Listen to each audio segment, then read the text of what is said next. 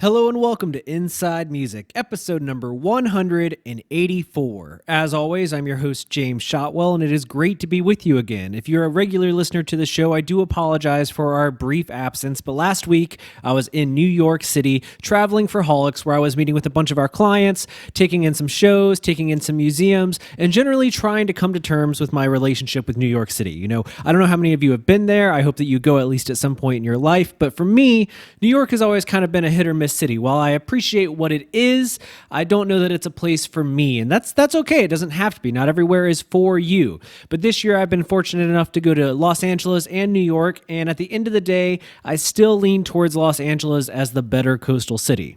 Now that said, I would probably never leave the Midwest if I don't have to. I like it here. I like the freedom. I like being able to go outside and just feel space. There's something about the warm embrace of the city that is also claustrophobic to me at the same time. But I will say this, something that I've learned about New York City is that they appreciate art the way that Los Angeles appreciates entertainment. And I know that you could think art is entertainment and entertainment is art, but the types of things that the cities kind of push up and promote are different. In New York, you have a lot more museums, you have Broadway, you have ballet, you have the finer arts. And in Los Angeles, there's rock and roll, there's Hollywood, there's stand-up comedy. There are these newer forms of entertainment that do qualify as art in most cases, but in a lot of cases, they're just entertainment. They're just something fun, made to be instantly, taken in and then forgotten as soon as it's done. And that's fine. There's nothing wrong with that. But in terms of my own personality, I think I lean towards the appreciation that New York has for the arts over the embrace that Los Angeles does for entertainment. Still, I'd choose Los Angeles if you made me.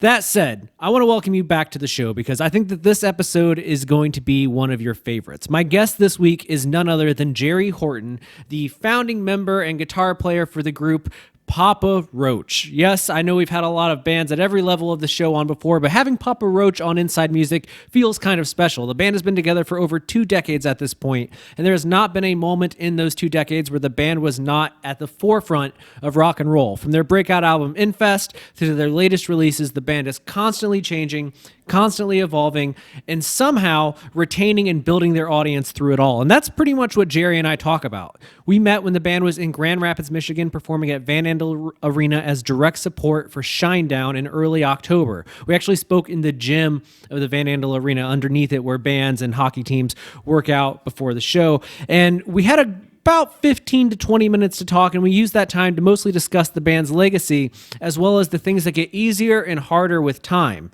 Papa Roach has never shied away from challenging their listeners, and I think that that's ultimately why they've been able to stay as relevant as they have, because most of their peers, even if they're still around, have lost a lot of steam. They're playing clubs that they might have played a decade ago and struggling to sell the same amount of tickets. But Papa Roach are still getting out there and playing in arenas or playing in amphitheaters, or when they do club tours, it's larger rooms, 1,800, 2,500 cap rooms, and they sell them out. We also make time to talk about the next generation of rock and roll, because one of the things I admire most about Papa Roach is that they have made a focused effort to lift up the next generation of musicians. This past summer alone, when the band was on their amphitheater tour, they took out Bad Wolves. And if you listen to the show a lot, you'll know that we actually had Tommy from Bad Wolves on the show during that run with Papa Roach. And we talk about that briefly in this conversation. But overall, I just think it was a good time. Jerry and I had a great chat, and it was great to get inside the mind of somebody who knows what it takes to succeed in the music industry to the point where you can actually call yourself a lifer. Before we get to the show, I do want to tell you a few quick things. First and foremost, this episode of Inside Music and every episode of the show is brought to you by Holics, the music industry's premier digital distribution platform. Now, what that means is that artists and record labels and publicists all over the world use Holics to promote their material to media and radio and pretty much any industry professional. It's a private music distribution network, and it's trusted by some of the biggest names in the industry, such as Slipknot, Mariah Carey, Steve Aoki. There are tens of thousands of artists that use Holics, and you can too by visiting Holics.com. That's HAULIX.com. If you go there and click the sign up button in the upper right hand corner, you will get your first month of service absolutely free, thanks to your friends here at Inside Music. So please head over to Holics.com today and get started. And if you just want some more entertainment in your life, I highly recommend our YouTube channel. It's called Music Biz. That's Music Biz. And if you search for that on YouTube, you will find us, and you will find tons of content, including every every episode of this show all about life in the music business. So do those things, and above all else, check out Papa Roach. Whether you're a longtime fan who hasn't gotten into the new material or somebody who's always been on the fence about whether or not the group was worth your time, they are. If you go from the beginning to right now, you will see a evolution in Papa Roach's music and artistic expression that is pretty much unrivaled in the world of modern rock and roll. And whether or not you think it's the best thing in the world or the worst thing in the world, you have to appreciate how much they constantly push things forward. And that's really a theme that you're going to see in this episode, I hope. But anyways, right now, all you have to do is sit back, relax, or if you're driving, pay attention to the road, but still enjoy this conversation with the one and only Jerry Horton of Papa Roach.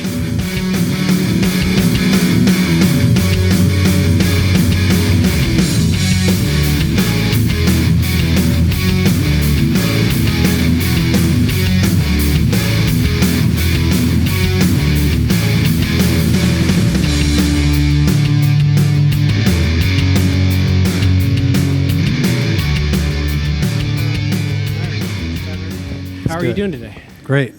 You guys already sound check? We haven't been really sound checking too much on this tour. That's good. Well, you guys just got off tour before this one started, right? Mm-hmm. You were across the street like a month ago. Yep.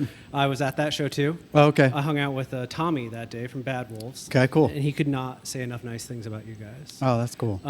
He and I both have a shared passion for finding the next generation of rock bands, and I feel like that's something I really wanted to talk to you about because I feel like you guys care about that. Mm-hmm. So can you speak to that a little bit about, I guess, why it's so important to you? It's part of our culture. It's part of how we grew up. It's, obviously it's our livelihood, but it's, to be a part of a culture and, being able to do this all over the world, it's like, it's important for people for kids to be able to get into it, for the parents to be supportive, for, friends to be supportive. And, we try and help out wherever we can, The guys in, I talked to Shy from Savage After Midnight before I spoke with you a little bit earlier today, said the same thing. He was like, those guys just like rock and roll, that they care about it. We do care about it, yeah. Which is good because I mean a lot of bands, especially those who have been around for a bunch of years, who will tell me like they don't feel like the genre cares about them, but they care about the genre. Mm-hmm. I feel like in your case it's a rare mutual. People love Papa Roach and you guys actually love like rock and roll. Maybe not the business of music so much, but at least rock and roll in a pure sense. Yeah, yeah. That would be a good assessment. That's fair. How has it been transitioning from a summer run to this one so quickly? Did you have any downtime in between? We had 2 weeks. 2 weeks. So that's like do laundry and then. Pretty much, yeah. All right. Yeah, I mean, it was a quick turnaround, but this next one is going to be 5 to 6 weeks, so that'll be nice. And that's coming at the end of this month, right? Like the tour only goes a little bit longer. Yeah. A couple more weeks. Yeah, 20th we go home. So you get Thanksgiving. Yep. And then back on the road. Yeah, the day after Thanksgiving, but it's just maybe 2 or 3 shows, so not too bad. That's your guys' work ethic never ceases to amaze me. Like I followed the band for years, but I feel like you somehow found a way to only get busier as time goes on. Yeah. Where a lot of the bands will be like, we're going to reach a point, and maybe we can take some time off, and it's like now you guys seem to somehow be working harder and harder. It's, as this thing goes on, you have to kind of keep in people's minds, to go away for a long time, it means that you're just, kind of giving way to other bands. So we're just trying to keep it up. Refuse. That's to right. Go down. Yep. Rage against the dying of that life. Yeah. I love it. I like it because the way you talk about it now, and I've seen other interviews with you, you always talk about it in a manner that's like how I imagine you felt about it way back in the early 90s, where it was just like, no, we have to go after it. It's never going to come to us. It's true. Yeah, I mean, when we were a garage band, we thought we're going to get out there, we're going to tour, we're just going to, if we get some help with a label, great. If not, whatever, we're going to do it anyway, you know? So, yeah. You sticking with it all these years? Sticking with it. I want to ask you, and this might be a little bit of like a big brain question, so forgive me for jumping. I know that we're a little short on time today. I love the legacy of Papa Roach. Like, Thank you. Something I could become fascinated with as looking back from where you started to now. If I had told you in like the early 90s, in 2019, you'll still be doing this. You'll be in arenas now, but you'll be doing, this will still be the thing you're doing. Would you have believed it? I don't know if I would have believed it. Well, I mean, that's what everybody hopes for, right? Yeah. When they. But you hope, but like. We hoped, but we didn't believe. Yeah. And even if you did maybe hope, you would be like, but we're still there. Like we're still up there. We're not like in the theaters to smaller crowds each night. It's like no, you're still big rooms. Yeah, yeah. It's awesome, man. We're stoked. We do work hard, but you know, this kind of stuff makes it worth it. When I listen to the more recent albums, I'm always curious how you guys are going to change from record to record, and the latest one is no exception, obviously. The longer you're together, does it get easier or harder to write a song that you love? It's gotten a lot easier, actually. Really? Yeah. For these last two, you know, the guys that we worked with, Colin and Raz,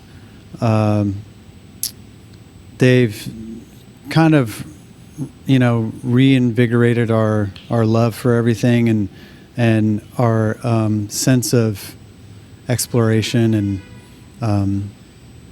at the same time helped us to be a little bit more methodical in like the beginning stages of it, you know, and instead of just trying to pound out a riff, you know, we would sit and talk about our objective and what we, you know, what feel we wanted to bring, or all of that stuff, and we'd talk for maybe an hour or two, and then set out, and then we'd have a song by the end of the day or the next day.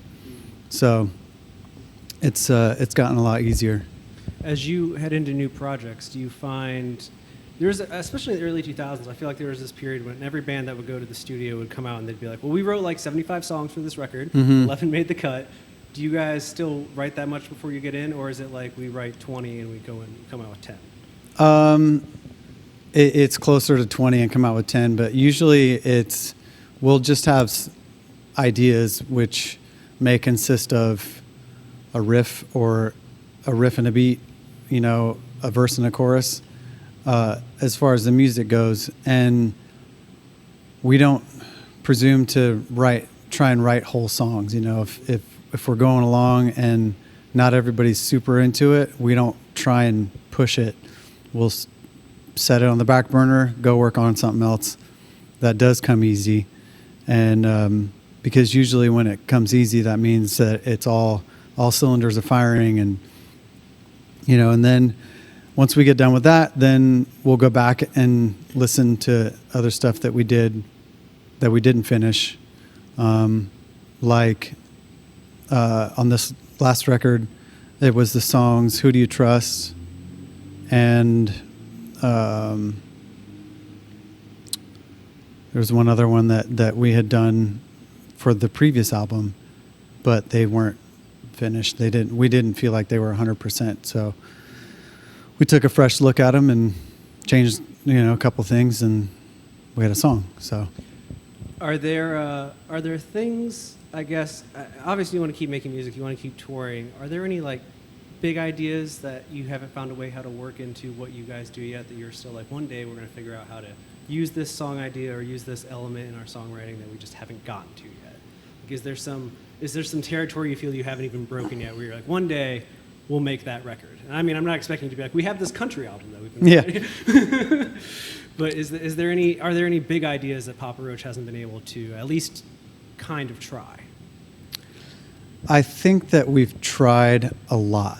Yeah, that's what always strikes me, especially on this latest record. It's like, I feel like you guys are like, well, let's just throw it at the wall and see if it works. I mean, this was the first album that was kind of like a continuation of the previous. And we just took it a little bit further. The thing about us is that we have this philosophy of always evolving, you know, and always trying new stuff. And we don't feel like we don't stick ourselves into one certain thing. And I think that sort of scratches our itch a little bit. I don't know that we necessarily have like this grand thing that we haven't been able to do yet. It's just that, we're just always chasing that perfect song, Do you ever feel like you stumbled upon it and then you get to the end and you're like, well, no, we can go a little further still? Have you had a moment where you've been like, I think we nailed it, and then you get to the next record and you're like, no, we nailed it this time? Like, do you always kind of walk away feeling like you hit one that you're like, this is the best thing we've written so far? Usually the latest, we feel like it's amazing. We've done it. We've outdid ourselves. Yeah. And then, as time goes, sometimes those songs react, and sometimes those ones that we thought were going to be huge didn't react. It's sort of no matter how much work we put into a song or how much we believe in it, it's ultimately up to the fans to really decide on what makes it and what doesn't. But we're just, like I said, we're just chasing that song, and we're okay with not everything sticking and happening all at once. It's kind of the nature of the business, and we're just along for the ride, kind of. And you picked the perfect band name to be along for the ride in that one. We'll endure it. We'll figure it out. It'll happen. We're the Cockroaches. Yeah. That's right. Got it. But when you leave me now, you're going to go meet some fans, which I'm Yes. sure is a highlight of every day. I want to ask you kind of specifically in a generic like music business kind of question. You guys do have these dedicated fans. I saw you at 20 just a month ago, which for people that aren't in the area, that's literally across the street from where we are right now. And I've already seen some of those people kind of around the city today, this little downtown area, waiting, probably hiding from the rain right now. What is that thing that you guys have that helps you retain those fans? Like, what do you think it is? Because there are so many bands, especially from when you guys started, that haven't been able to kind of maintain their audience, and you guys continue to grow yours. So what do you think is that key? Man, I think there are a few things, besides, trying to write the best music we can. Jacoby tends to write a lot about his personal struggles, and I think that people identify with that. They take those songs and see themselves in that struggle. And we've had a lot of people say to us that, our music has helped get them through hard times. And I think that has a large part of it. We are also active on all of our social media and trying to interact with the fans directly that way, instead of just kind of,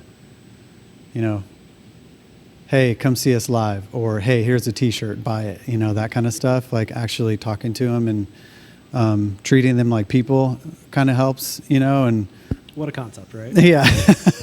Yeah. Sometimes it's not rocket science, but right. It seems like it is. Yeah. And then, just trying to have fun at the shows and get people involved and, try and get them to sing along or move around and that kind of stuff. I think that building that experience hopefully makes people want to come back.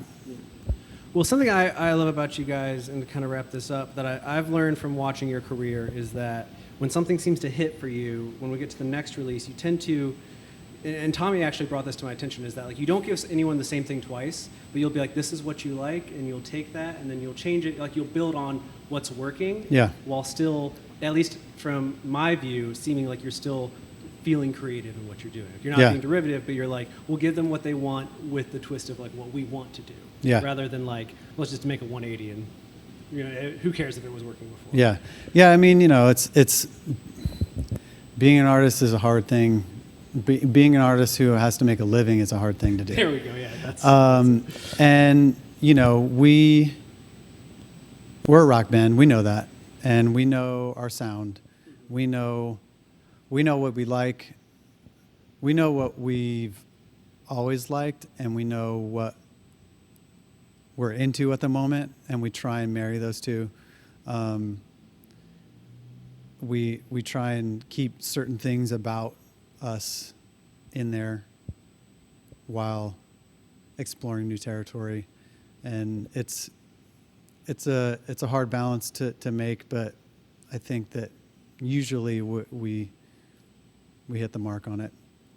Yeah, you've had time. You've been fortunate enough to have the time to really figure it out and refine it. Totally. Some people don't get like. I feel like Yep. you ever worry about like what it would be like if you tried to start now, because that's like something I keeps me up at night. Like, how does a band start today?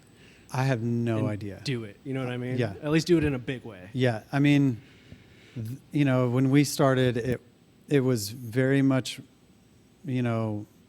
hands-on, personal, get in people's faces kind of thing, and it's hard to get in people's faces now. That was literally what Savage After Midnight I talked about the whole time. They're like, we don't know how to, like, that's every conversation with the label is like, how do we get in somebody's face? Yeah. What do we do? Yeah, I mean, where we would literally physically get in people's faces, Yes. it's hard to do that now. Yeah. Just because everything is remote. Like, people aren't as out and about as they used to be. That you can have a conversation with anyone anywhere now, so you have to punch through that device, and that's what I don't envy about the new bands coming up. Which brings us back to you guys making an effort to like help those bands do that, punch through and like putting them on your stage. Yeah. I mean, when we see talent, we have to try and help them out for sure. Yeah. Dude, that's great. No, that's perfect. Let's just give the basic promo spiel that I'm sure everyone would love for us to do. You guys are on this tour through October, 5 weeks off, few shows. Is that how you end the year? Those shows after Thanksgiving, or you got some more going? We have just like a week of shows at the end of November, 1st of December, and then we don't have everything nailed down yet for next year, but we'll probably do some touring in Europe, and past that I can't say. You've literally crisscrossed yourselves this year so far in the States, so I guess it's time. Yeah. It's time to go overseas. Yeah, we're taking a break from the States, but I will say that 2020 is obviously the 20th anniversary of Infest, and we are talking about doing some special things. You're aware of that. Yeah. We are aware. Yeah, exactly. We're not going to make a whole tour out of it. We're not going to make this grand thing, but Something. we're going to do something. So real quick, did you see this? You mentioned about punching through. I think it was Rock Sound did an article recently where they interviewed people that were in one of your original videos. uh-huh. Did you It see was this? Kerrang magazine. Kerrang. Maybe Rock Sound One too, of those but two. I know Yeah, Kerrang yeah. did it. Yeah. Yeah. Did that kind of it blew my mind because I was like, A, how did they find these people? Yeah. And B, I was just like, that's how you know you left an impression, where they're like, let's interview the people that were in the video that's not in the band. Yeah. Yeah, it was awesome, man. It was cool to hear the perspective of those people that were, because a lot of those people were around since day one, and they had seen the band grow into kind of a local thing, and it was cool to hear their perspective on the whole ride and what's happened since then. And we're talking about taking that kind of a step further and really talking with some more of those people. So Awesome. Yeah, no, it was a piece of journalism that blew my mind. I would read 100 articles like that about old Totally. videos. Yeah. Because I was like, I've never knew that it was possible to follow up with those humans in journalism, and now I'm like, there are so many videos that I need to know the story of. yeah, right. Yeah. Well, thank you for taking the time to talk to me. I'll let you Yeah. go meet your fans. I'm sure you're going to run into some Right. So, thank you again. Cool. Thank you.